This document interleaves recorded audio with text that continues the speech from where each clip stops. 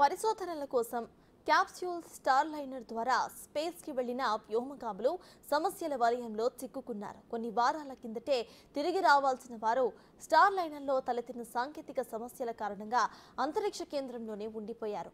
ఈ నేపథ్యంలో సునీత విలియమ్స్ తో పాటు బుచ్ విల్మోర్లు అంతరిక్షం నుంచి తొలిసారిగా మీడియాతో మాట్లాడారు. తిరిగి తాము సేఫ్ గా వెనక్కి వస్తామని ధీమాను వ్యక్తం చేశారు.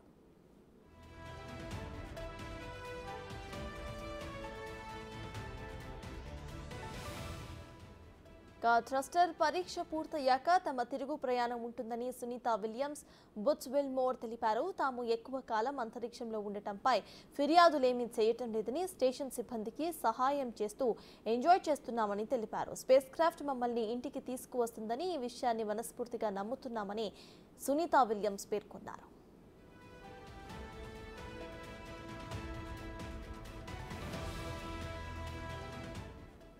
కొలీగ్ భారీ బుచ్ విల్మోర్తో కలిసి బోయింగ్ స్టార్ లైనర్ వ్యోమ నౌకలో జూన్ 5న అంతరిక్ష కేంద్రానికి వెళ్లిన విలియమ్స్ ఐఎస్ఎస్తో అనుసంధానమయ్యే క్రమంలో హీలియం లీకేజ్ కారణంగా వ్యోమ నౌకలో పలు లోపాలు తలెత్తాయి. ఉత్కంఠ నడుమ ఎట్టకేలకు జూన్ 6న స్టార్ లైనర్ సురక్షితంగా ఐఎస్ఎస్తో అనుసంధానమైంది. అయితే వారి యాత్ర సజావుగా సాగకపోవడంతో ఆమె తిరుగు ప్రయాణం మరింత ఆలస్యమైంది.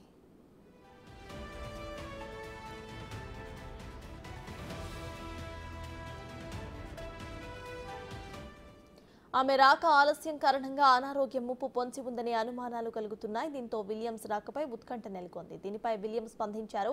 తాము సురక్షితంగానే ఉన్నామని, తమ ఆరోగ్యానికి ఎలాంటి ఢోకా లేదని అన్నారు. ఆలస్యంపై వివరాలు వెల్లడించారు.